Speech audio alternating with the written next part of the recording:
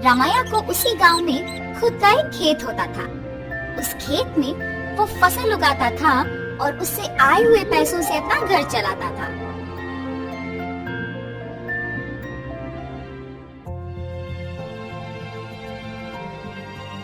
हमेशा की तरह इस साल भी फसल तो मैंने उगा दिया। अब गर्मी की मौसम शुरू होने वाली है, जल्द ही तरबूज के बीज डालने पड़ेंगे।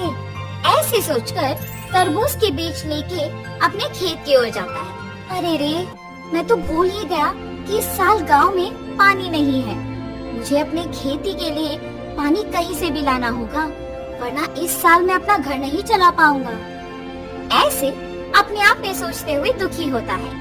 इतने में उसके पड़ोसी खेत का मालिक विश्वनाथ रामैया को देख उसके पास आता है। अरे रामैया, इतना क्या सोच रहे हो कि मेरा आना भी देखा नहीं तुमने? विश्वनाथ, तुम्हें तो पता है कि मैं हर साल चावल की फसल के बाद तरबूज उगाता हूँ, मगर इस साल गांव में पानी ना होने के कारण मैं तरबूज नहीं उगा सकता हूँ। मैं अपना घर कैसे चलाऊंगा? क्या तुम पानी के बारे में इतना सोच रहे हो? उसमें क्या है, इस सारे गांव में सिर्फ मेरे ही खेत में तो मोटर है।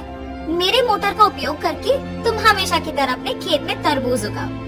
मैं तुम्हारा एहसान कभी नहीं भूल सकता हूँ। ऐसे कहकर उसके खेत में मौजूद मोटर की सहायता से पानी का उपयोग करके तरबूज उगाता है।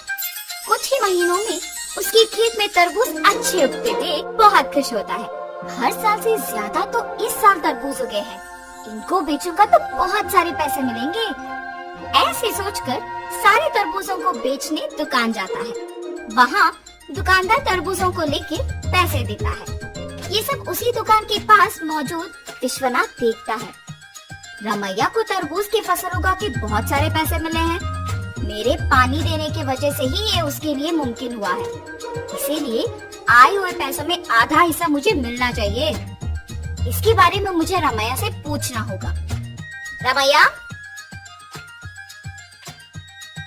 मेरे पानी देने की वजह से ही तो तुम इतने तरबूजों को उगा सके हो।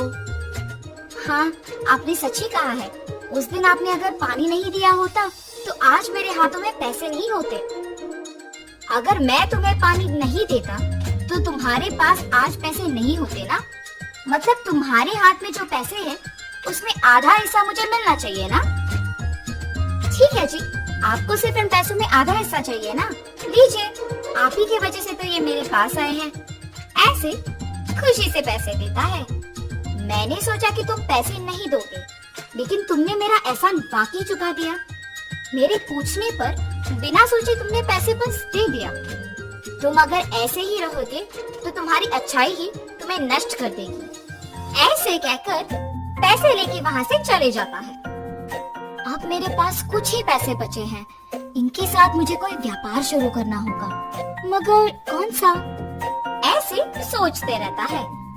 इतने में ही बगल में उसे एक आदमी कटे हुए तरबूज एक बंडी पे बेचते हुए नजर आता है।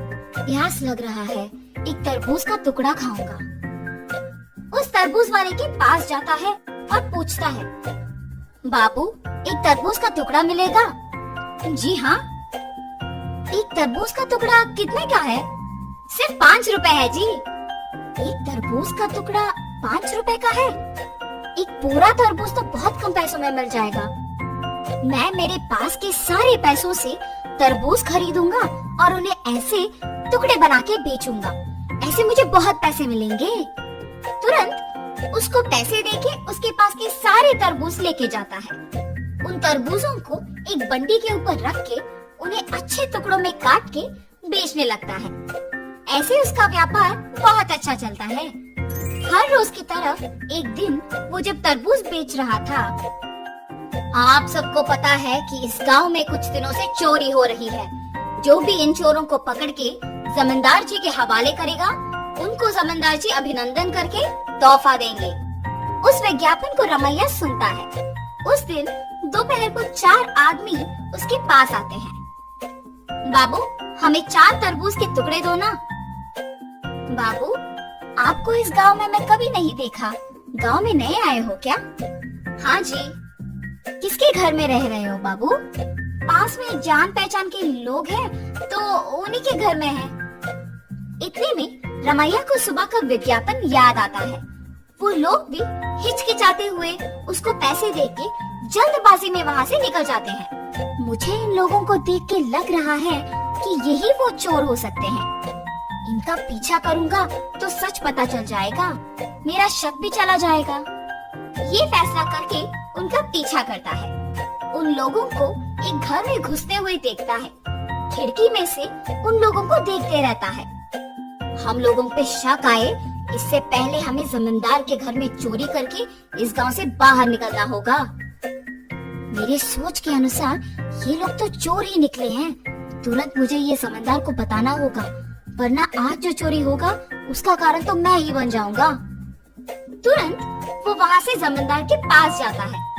जमींदार साहब, जमींदार साहब। अरे क्या हुआ रमैया, यहाँ आए हो? इस गांव में हो रही चोरियों के पीछे जो लोग हैं वो मुझे पता है, यही बताने आपके पास आया हूँ मैं। इतना ही नहीं, मैं उन्हें ये कहते हुए सुना कि वो आज आपके घर में चोरी करने वाले हैं, इसीलिए तुरंत आपके पास आया हूँ। ऐसे सब कुछ जमींदार को बताता है। क्या तुम्हें पता है कि वो लोग कहाँ हैं? जी साहब, पता है। सेवकों, तुम लोग अब रमैया के साथ जाके उन चोरों को पकड़ के मेरे पास लाओ। जी प्रभु। जमींदार के आज्ञा के अनुसार सेवक उन चोरों के घर जाके उनको पकड़ के जमींदार के पास लेके आते हैं। उन चोरों को पकड़ने के लिए गांव वालों के सामने रमैया का अभिनंदन किया जाता है और जमींदार उनके वचन के अनुसार उनके जायदाद में एक हिस्सा उसको देते हैं। तुम्हारे अच्छाई की वजह से ही तुम उनके जायदाद में एक हिस्सा पाए हो।